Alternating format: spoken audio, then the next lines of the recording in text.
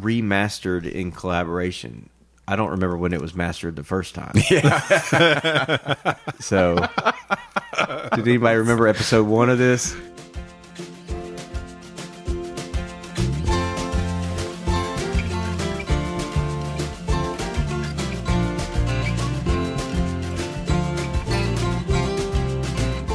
Hello, and welcome to episode 37 of The Mashup, the best bourbon conversation you're going to hear all week long. We're your hosts, Michael, Anthony, and Steven. Hello, gentlemen. What's going on, guys?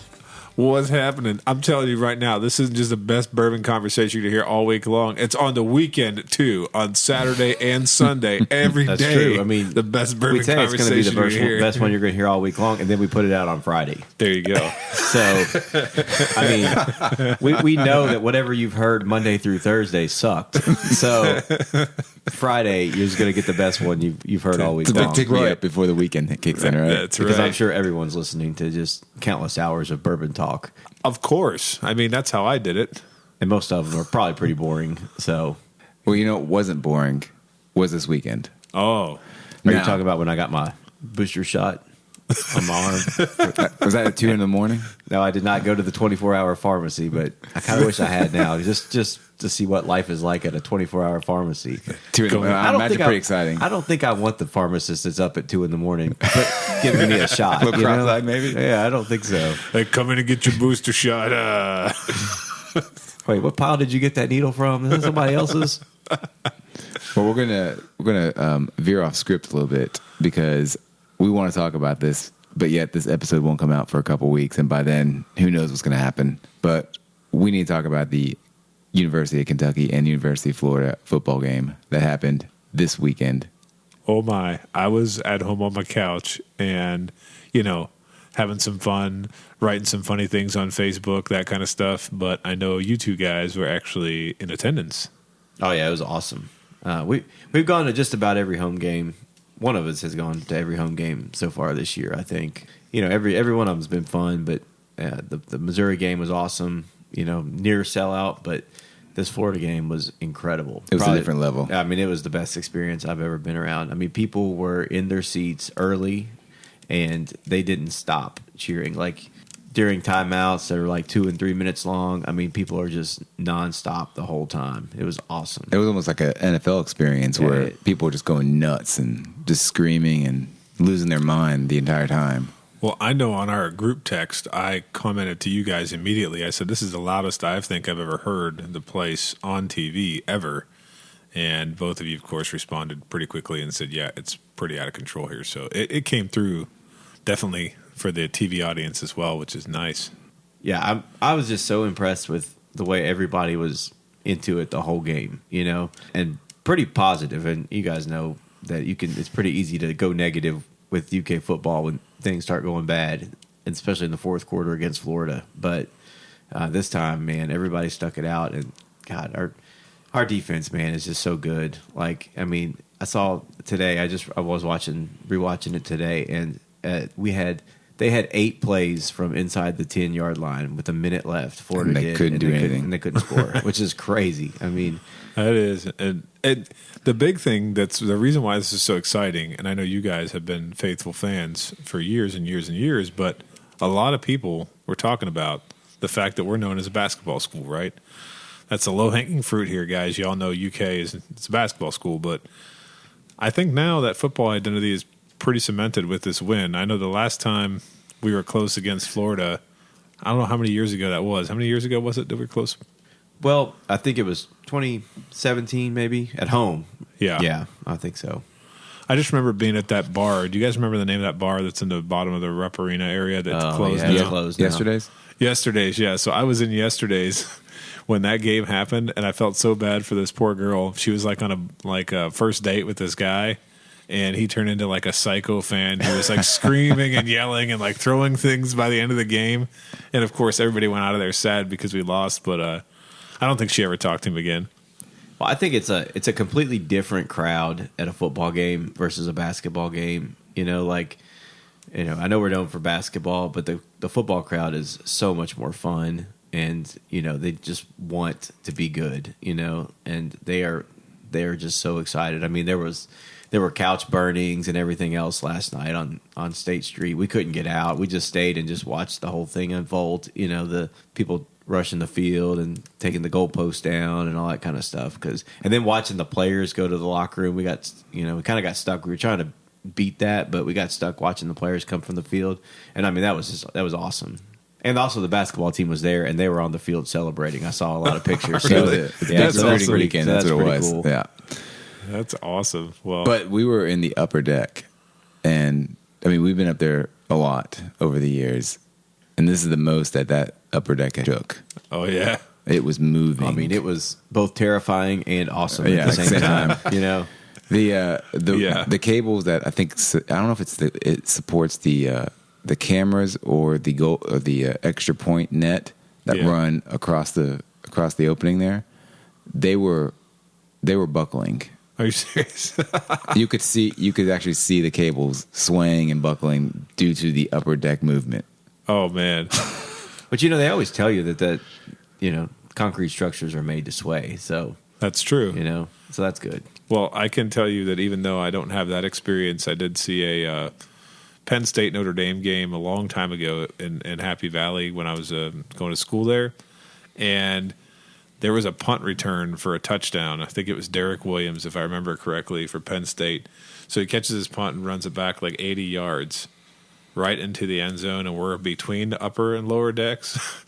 And I thought we were going to get caved in on because that upper deck was moving so much above us. I was like, oh, my God. It was a lot of stadium, I think, to this day that I've ever been in. But I bet last night you guys probably rivaled that because there's some hungry fans, man. And I saw on one of my Facebook groups, one of my bourbon Facebook groups from where we've, gone to Florida for vacations and stuff like that. And there were some Florida fans that came up. They were doing like the bourbon trail and all that kind of stuff. And then they went to the game, and man, I'll tell you what, they were pissed at their coach, but, and their players, but, they're like, you got to give them, they're like, it was loud. They were like, and that's from Florida, who has a pretty good stadium and a pretty good, fan base stadium and goes to, LSU every other year, and goes to a lot of places. So, considering we have probably one of the smallest stadiums in the SEC, it's 61,000. Yeah, so I was going to say Florida's got what? How many hundred? Yeah, they've got almost 100. Yeah, so I mean, for them to say that was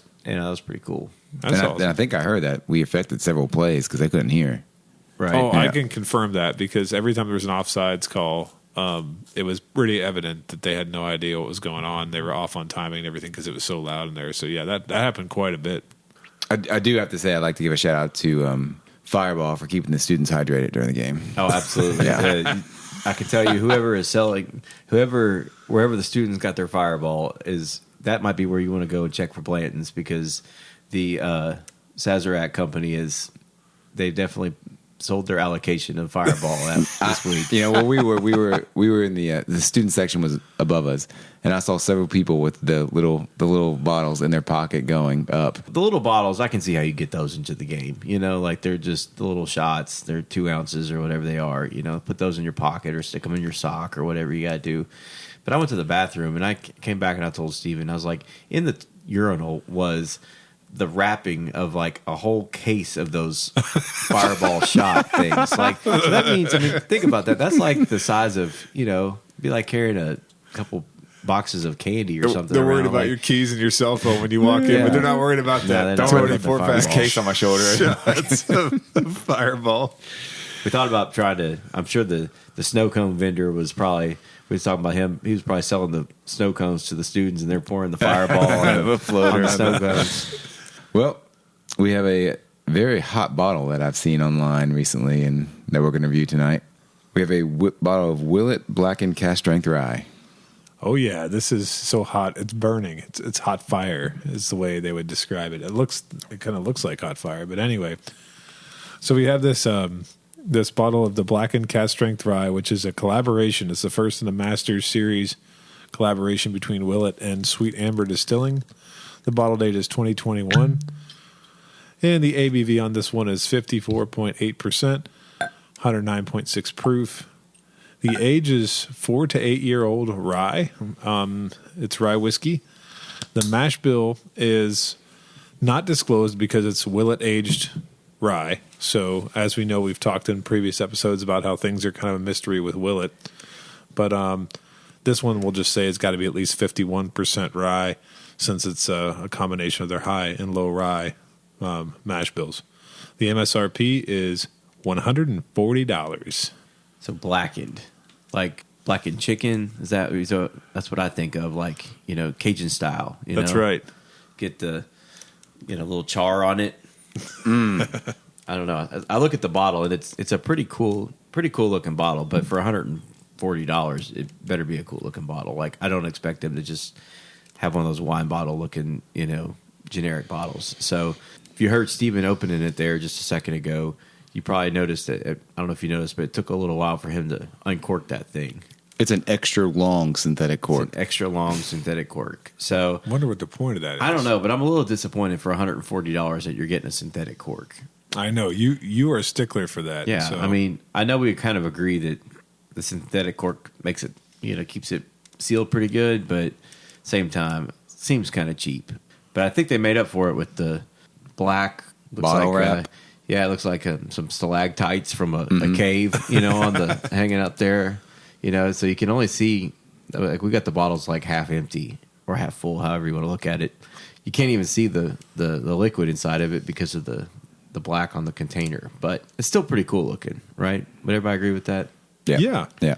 I think so. So it's at it's cask strength, but only 109 proof.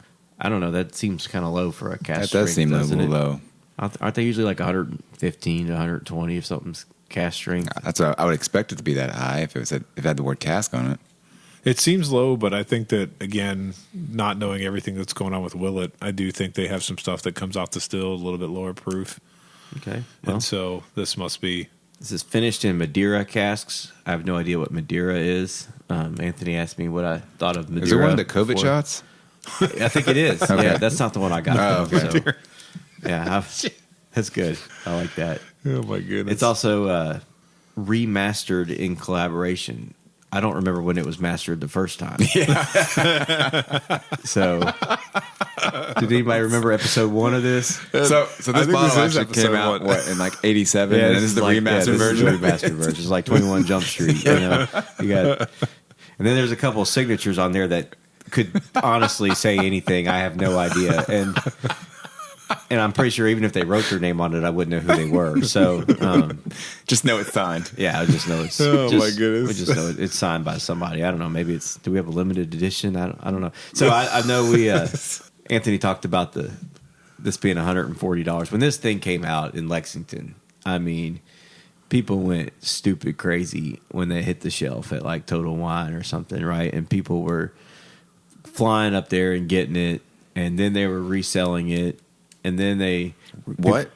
And then people, I know they resold it. And then people were that's illegal. Well, I think. Well, we'll just say they remastered it. They they re-remastered. They re-remastered it. Yes. One person even went so far as to say, to sell it secondary, and the place that they wanted to meet you for you to buy it was the parking lot of Total Wine. And so you could literally walk right past her and get it for retail in the store. Like, they were asking like $300, meet at Total Wine. It's like, okay, or I can walk right past you, go in the store and get it for $150. Like, so now, and that it's not hard to find at Total Wine now. Even now, people are trying to get rid of them at like $180 now, and they can't get rid of them because they realize you could just walk. Well, I will say this: it's like buying a scalp ticket from somebody. It is. You wait till the game starts, you're going to get it for a lot cheaper because they just want to get some money out of it. I don't know how many people actually got their flip on this one. I guess in terms of getting the price they want, it seems like a lot of people didn't get it, or if they panicked and they just sold it off kind of cheap. The one thing I will say is if you look on the front of this bottle, they got the Willett logo very prominently displayed right there. And the thing that sort of made me want to go get the bottle once I saw it came out is the fact that all the distillate in here, it says distilled and aged by Willett Distillery. So with that being the case, if you think about it, the 4-year rye is on the shelf for what? $60? Yeah, $50-$60. If you get one of the lion's share ryes, which is usually the 6, 7, and 8-year-old rye, at least that's what they usually release it under. Those are $160 $160 if you get a retail to $200. I think $199 was a 7-year. So it's priced appropriately for being all Willett distillate. That's a good point. Distillate, that's my a good point. point. So Did you mention on the back it says it is forged by sound? What does that mean? Like, well, I can talk a little bit about this because I read about it. I'm informed on this one, went to the internets and everything. So the whole blackened process is a proprietary sound aging process. And so for this particular release, what they did was they took the rye and originally it was, aged in virgin oak, and then they took it in, or toasted oak, and then they took it and put it in Madeira casks and put a little playlist organized by Lars of Metallica. So he put the playlist down, they put the low frequency sound in there, and they age it for 14 months with those low frequency Metallica playlists playing constantly to vibrate the barrels to make the liquid sort of touch the barrel more. At least that's the idea. we should roll a barrel into Kroger Field next week and during the game. Let Waka Flocka age that thing. Let him age it a little bit. Well, maybe that would be something that Coach Stoops might want to do with his bourbon brand. Oh, it could be. Yeah, his bourbon brand was probably. I saw he was flaunting the shirt the other day at the press conference. That's right. Was he really? Yeah, he had his shirt on. Yeah. It was whatever. So that's actually a good idea. So you gave him a great idea. Now he could age his barrels with the sound at the stadium underneath the. He could do that. There you go. It's a good idea. So, fellas, should we go for our first notes? So the first thing that jumps out to me is like, if you had a bowl of fruit sitting on the counter, and it had mixed fruit in it, like pears, apples, whatever else you might buy from the supermarket there, and toss it in a bowl and let it start to ripen a little bit more. That jumps right out of the glass at me. I get that as well. Mm-hmm. I'm also picking up now baking spice, pie. Like rye spice, baking spice. Mm-hmm. There is a fair amount of, if you get too close to this one, it will singe the nostrils a little bit. Yeah, there's some ethanol kick to it. A little bit of oak and also some, I don't know if it's like a leather or tobacco. I get a little bit of leather and tobacco. Does that sound about right? I feel like there's hearty notes in here. Yeah, I'd agree with that. Yeah. It's not floral. A lot of like you said, the wood, the ripened fruit. I mean, would you expect anything else from a blackened? That's true. From aged by Metallica. Forged by Metallica. They're not doing floral. Well, I can say this: I've had the 4-year Willett Rye, and I have tasted a 7-year Willett Rye, and the nose in this is much richer to me. It's not as, I don't know, straightforward rye. There's definitely, you can tell that it's been aged in a secondary cask. Yeah. And it picks up, I feel like, a lot of those in a good way. Like the sweetness is there, but there's a lot more other notes that it's kind of concealing the ryeness a little bit. Yeah, like, I mean, this is going to sound stupid, so I'll just say it anyway. But I almost feel like before we even try this, I feel like I'm going to be chewing it, like it's going to coat my mouth and it's going to have a nice mouthfeel because it has a heaviness to it. Mm-hmm. Well, let's get chewing. Let's go for the first sip. So, it's definitely rye. It's got a little bit of a pickly or dill kind of a flavor that sort of mixes with a lot of the other things that I'm tasting, which right off the bat, some of the spices, leather, dark fruit. I feel like it's definitely not whatever fruit was ripening that's now out there. I think I saw in their tasting notes to describe it as rhubarb, but I've never eaten rhubarb, I don't think, so I don't know if I would describe that.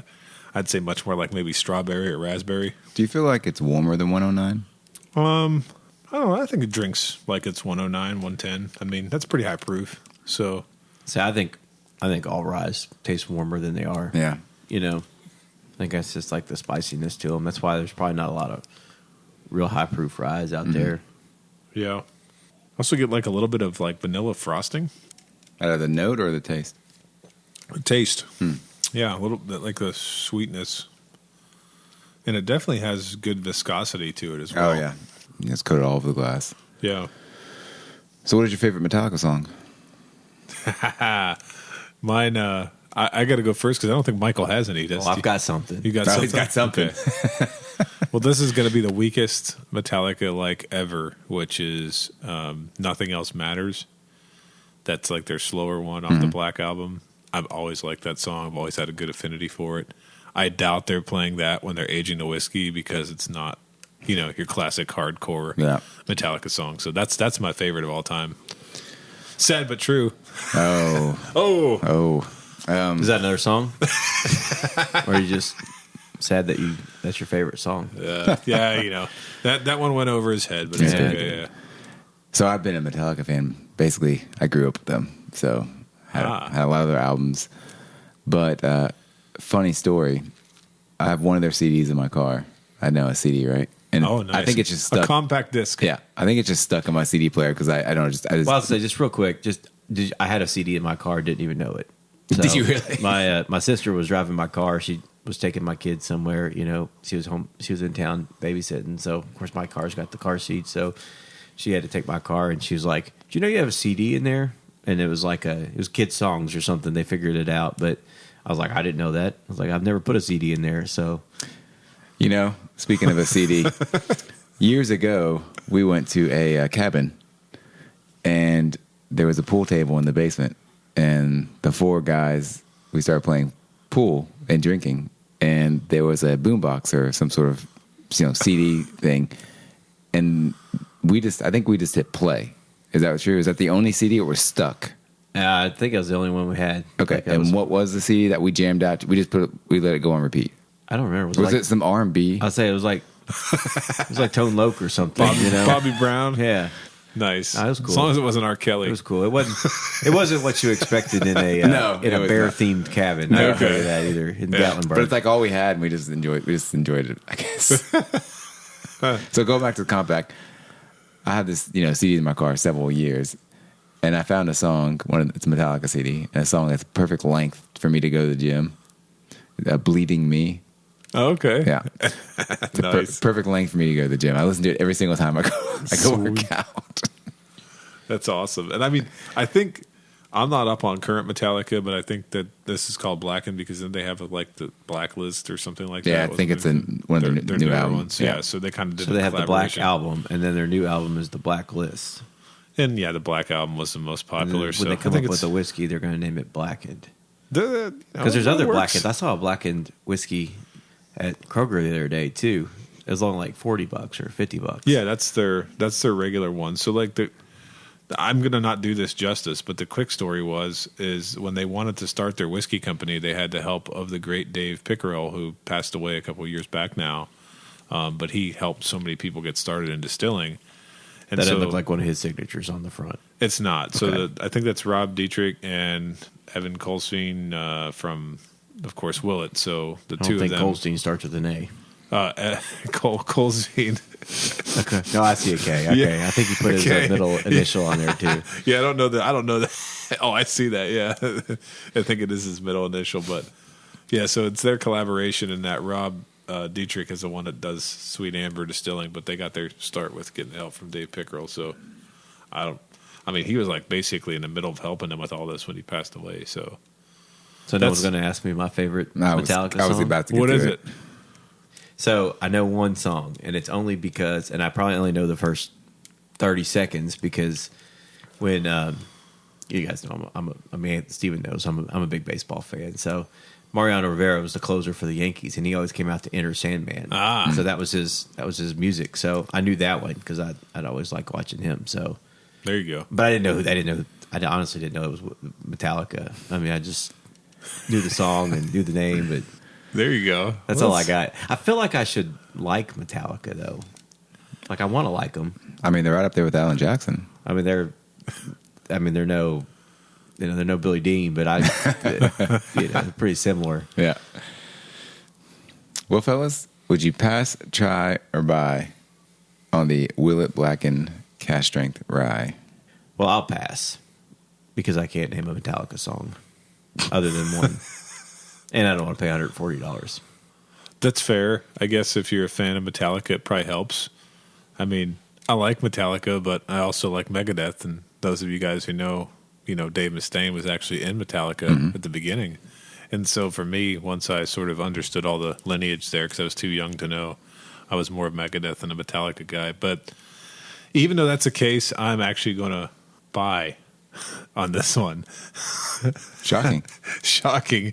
I know I've been in a buy streak lately, but I just really like it. I think it's got a great mouthfeel. I wasn't disappointed. A lot of people said, okay, this is a Willett product, but it's kind of gimmicky because it's mixed with Blackened, and people view them as a gimmick and what they're doing is a gimmick. But I don't think it's just hype. I really like it a lot. I think it's great whiskey.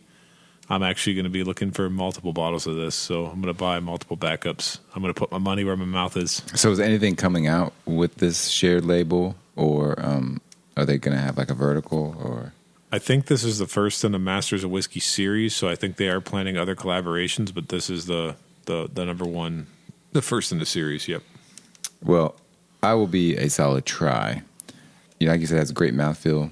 It's got some interesting notes for being such a strong rye, but yet it doesn't come off right away as a rye. It's hot. I mean, it's warm like a rye, but I think it's worth a try if a bar has it and you want to try something new.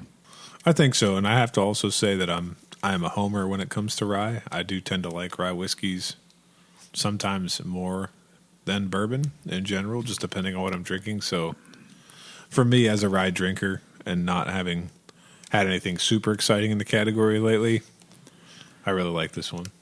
So one thing I will say is I've noticed lately and been listening to a lot of other podcasts, been reading a lot, and I'm doing a little bit of research. And what's the best one you heard all week? This one, of course. I mean, come on. Of course. But one thing that I think is really interesting is on here we talk about local secondary market, and we tend to mention it quite a bit in our episodes. And a lot of the other folks are kind of, I don't want to say they're reluctant to talk about it, but they kind of have almost like a, ho hum, it's not the same as it used to be sort of approach mentality, but I think it's still kind of as vibrant as it used to be. I don't know, I guess what it was in the heyday, but I just heard a lot of talk like either people act, they don't want to talk about it, or they want to act like it's something that's come and passed, that it's gone, that it doesn't exist anymore. And I think that when we bring you that talk about the local market here, it's kind of, I think, indicative of the way that things are kind of going nationally as well. Well, you got to have it local, the secondary, because you're never going to get Pappy 23 or anything like that otherwise, because you're not going to walk in and just find it on a shelf. So, and you're probably not going to win a lottery. So if you want it, you're going to have to get it some other way. Well, exactly. And secondary markets exist for damn near everything. It's not like it's just a bourbon thing. Like, it exists for shoes. It exists for toys. Right. It exists for computer chips and things because they're hard tickets to get for now. Games tickets for games. Yeah, so I just, I don't know. The conversations I've been hearing lately are almost kind of like negative on the secondary, or like, and I don't get it because I just think that it's a part of this industry, just like everything else. Well, I also see in some of these other groups, where people like to make fun of liquor stores that charge really high prices for things, and they're always like, well, if everybody would just not buy from them, then they'll lower their prices. I'm like, you do realize it doesn't work like that, right? Like, there was a guy in one of my other groups, he's like, yeah, they wanted $189 for Blanton's. I just laughed at him and walked out. I'm like, do you think they care if you just laughed at him and walked out?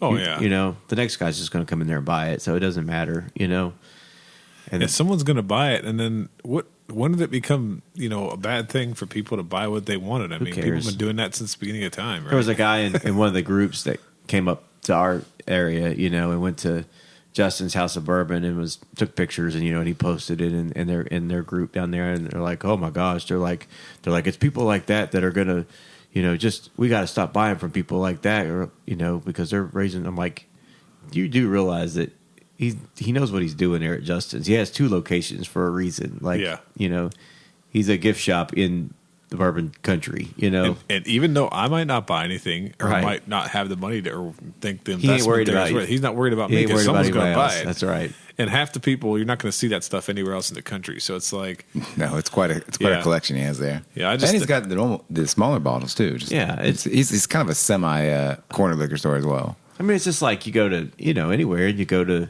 a Yankees game in New York or whatever, you go buy a T-shirt, you're probably going to pay more for it, around there than you are somewhere else because you're there, you bought it there, it's like. Exactly. If you're coming to Kentucky, you're going to come home with something. So I just think I didn't come all the way to Kentucky to go buy Willett pot still, you know? Yeah, I just think I've gotten to a point in my bourbon life here, my journey of sorts, where I'm not bothered by this stuff. I don't care. I'm not worried about it. I'm not overly oh, what it could have been, what it's not, where it's going. Just enjoy it. It's it's great. I just enjoy and embrace every single bit of it because I think it's actually a great thing for the hobby and fun to follow. And with that, thanks for listening to this week's edition. Please like and follow us on Facebook, Instagram, and Twitter at The Mashup KY. Also, let us know your thoughts on this bottle in the comment section. Until next time, keep it neat.